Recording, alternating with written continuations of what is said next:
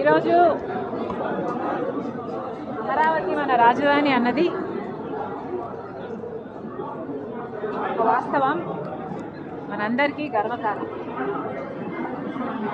అలాంటిది గత 10 సంవత్సరాలుగా ఆంధ్ర రాష్ట్రానికి ఒక రాజధానియే లేకుండా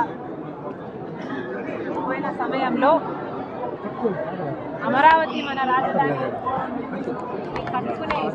నిర్మించుకునే ఈ సమయంలో ఇలా అమరావతికి వ్యతిరేకంగా మాట్లాడిన ఏ మాట కూడా క్షమించరానిది.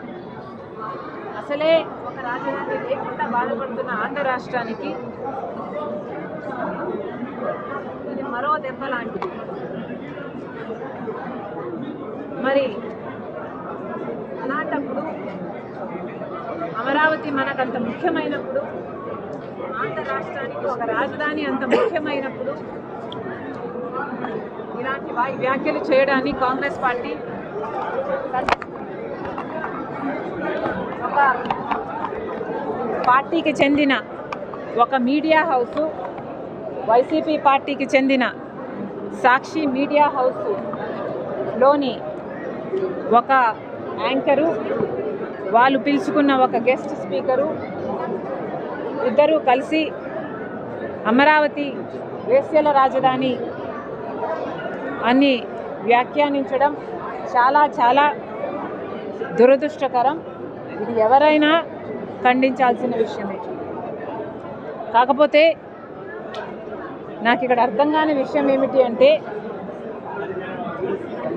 ఇది ఇంత ముఖ్యమైన పొలిటికల్ అంశం అయినప్పుడు, అంతేకాదు ఒక సోషల్ ఇష్యూ, ఒక పొలిటికల్ ఇష్యూ అయినప్పుడు ఇంత పెద్ద విషయంలో ఒక పొరపాటు జరిగితే మరి ఒక పొలిటికల్ పార్టీ అయినా, ఒక మీడియా హౌస్ అయినా క్షమాపణ చెప్పడము కామన్ డెకోరం. అలాంటిది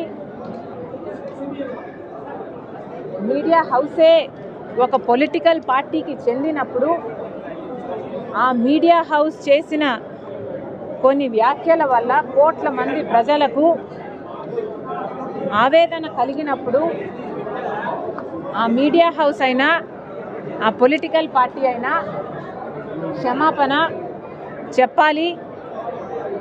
మరి ముఖ్యంగా సాక్షి మీడియా హౌస్ నడుపుతున్న భారతిరెడ్డి గారు సాక్షి మీడియాలో ఇంత ఘోరం జరిగింది కాబట్టి మీరు క్షమాపణ చెప్పడంలో తప్పు లేదు, అది మీ బాధ్యత. మనం చిన్న పిల్లలకు కూడా నేర్పిస్తాము, ఒక తప్పు చేస్తే తప్పైంది సారీ అని చెప్పునానా అని చెప్తాము. మరి అలాంటప్పుడు ఒక తప్పు జరిగినప్పుడు సారీ చెప్పుకోవడంలో, సారీ చెప్పడంలో నామోషి లేదు. మరి ముఖ్యంగా ఇది ఒక పొలిటికల్ పార్టీకి చెందిన మీడియా హౌస్, అంటే జగన్మోహన్ రెడ్డి గారి వైసీపీ పార్టీకి చెందిన మీడియా హౌస్ అయినప్పుడు జగన్మోహన్ రెడ్డి గారు క్షమాపణ చెప్పడంలో కూడా తప్పు లేదు. ఇంతమంది మనోభావాలను ఇంత ఆవేదనకు గురి చేశారు జగన్మోహన్ రెడ్డి గారు. తప్పైపోయింది, మా ఉద్దేశం అది కానే కాదు, క్షమించండి అనడంలో తప్పు లేదు. మరి వారు ఎందుకు సంకోచిస్తున్నారో, వారికి ఎందుకు ఇది నామోషిగా అనిపిస్తుందో నాకైతే అర్థం కావటం లేదు.